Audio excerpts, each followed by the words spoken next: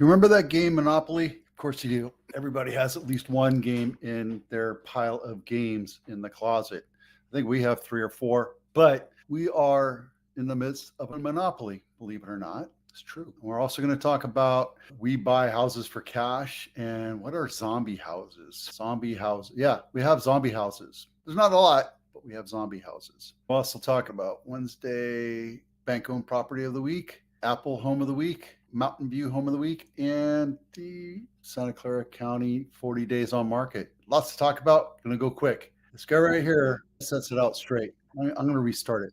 I'll let you read it from the beginning. If you want to watch this, it's in the link in my blog. It's right there for you. Vanguard, State Street, and BlackRock.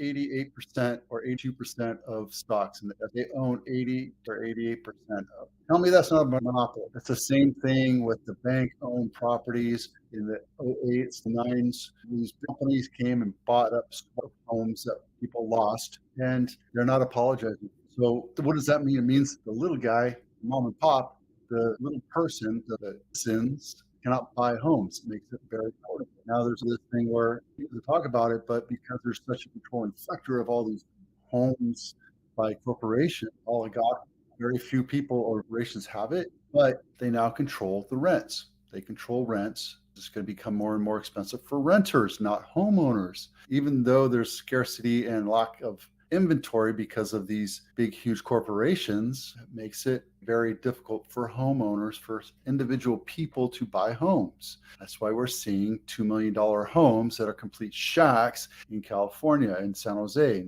in Santa Clara County. It's sad that this is happening. Politicians are talking about doing stuff about it, but they're not doing anything about it. So shame on them. What is We Buy Houses? I'm sure you've seen them on the telephone poles, big yellow signs saying we buy houses for cash. Here's a great breakdown. When you sell to a wholesaler, they're buying at a wholesale price. They're looking at 60% of your retail value, after repair value. So that means they have to buy it and then fix it up and hold it and then sell it, also pay the wholesaler, which this is a great example, but a wholesaler is making a lot more than $10,000. So after everything is said and done, they're looking at $165,000. So let's just call it a $2 million house. They're going to come in and offer you $1.2 million because they have to do repairs and fix-ups, etc. So just be careful of this. I see this all over. Don't get taken by these people. We offer this as an option if you don't want to do any repairs, you just want to get it done and get cash right away.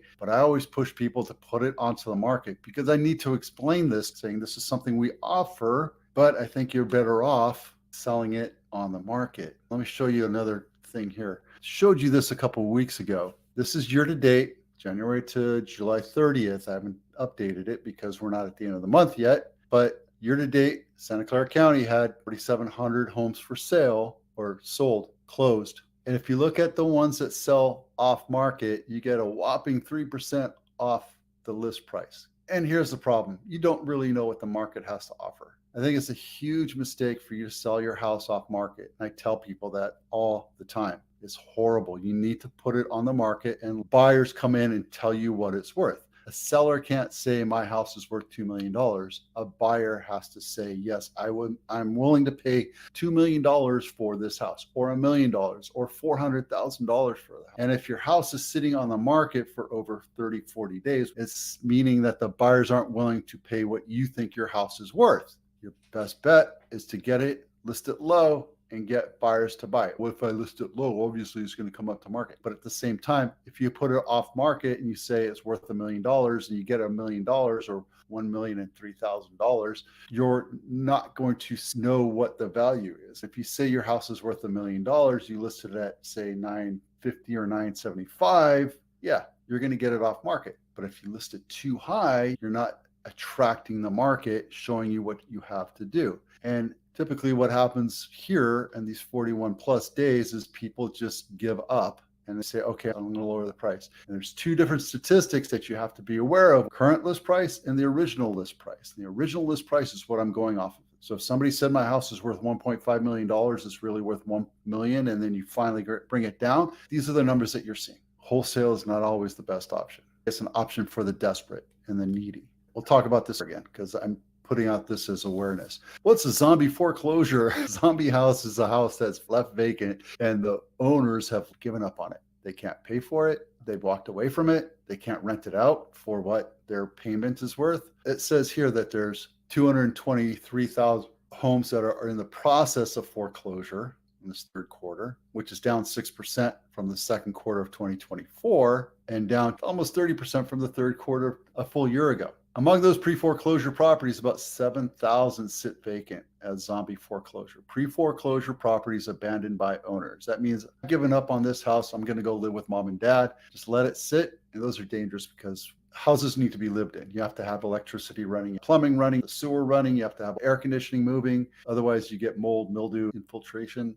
And currently just 1 out of every 15 homes across the ratio is the same. That's it. Okay, I brought this one up because we're going to bank-owned properties just to prove the point that bank-owned properties are not an issue. They're not a problem. Yes, we do have them, but not at the same rate we had in 2008, 2012. Something to be aware of. Understand that. Do you have a to-do list, a honey-do list? No home is perfect. Understand that. When you look at a house, no house is going to be perfectly square. No house is going to be perfectly level. There's going to be dips and rises, and no house is perfectly plumb. But understand that there's certain things you can do as a homeowner before you sell your house. You can go through this list right here. It's home inspection checklist. Link is down below, and you can go through with a fine-tooth comb and get little things fixed up, because it's the little things that home buyers look at and stick in the back of their head and say, you know what, that house has severe maintenance issues. They just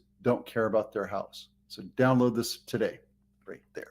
And the link is down below in my blog. I don't care what side of the aisle you vote on. Nobody cares. Nobody cares that your candidate said this or their candidate said, I don't care. It doesn't matter. Get out and vote. The link is down below, or you can Google it, register to vote, because it's your duty as a citizen. Enough said. Bank-owned property of the week, Roush Ave. I've been keeping my eyes on this, and I think it went into contract and then it popped out of contract because certain issues, but this is a great opportunity for you guys. The original list price was $770,000. It's gone down $150,000 since nobody's buying it. It's been on market 106 days. It's in Seaside, and it's a great opportunity. This is a great neighbor. I actually drove by this house. You don't know what's inside. It might stink. It might have mold and mildew. I don't know. So that's what you're getting. There's no inspections on this. And if you're going to buy it, buyer beware. There's no inspections that were done on it. And I bet you dollars to donuts, you have to evict the previous owner too, which has to happen after the close because you don't have ownership of it. Long story short, it's a great opportunity if you're struggling to find a house to buy. This one right here, $1.7 million. This is near Apple campus. That's the reason why I picked this one. Apple campus is right here, but it has a little ADU in it. Is this the one? It's a Mountain View house. This house is a great option for you. If you're struggling to find a decent priced house in Cupertino that's really close to the Apple campus, this is it, guys. It's only been on market for 19 days. This thing should sell pretty quick. 4-bedroom, 2-bath, 2,300 square foot. It has a small ADU in the back. Call it a she shed or a man cave or whatever you want. You get all sorts of red bark covering the ground. You don't get a garage. That might have been a garage at one time. Maybe they converted it. No, it's a living room. Get rid of that nasty tile. Oh my God. Oof. That was the garage at one time. And that's the ADU. This is photo number one of a $2.5 million listing. 3-bedroom, 1.5, 1,500 square feet, built in 1928. I think I talked about this one already. It's not my listing, but whoever this is not the primary photo. And it's really not that difficult to upload and point to the photo and tell the MLS that this is the primary photo. There's nothing great about this picture. It's a living room, right? That could have been a great photo right there. That right there is a great primary photo. That's a great additive. Those are great placement. But I can tell you that the reason why it's priced that high is because ego. It's been on market 15 days. They already decreased the price. So you tell me. Original list price was $25999. Now it's under $2.5. It's right down the street from Castro. This is a great option, great buy,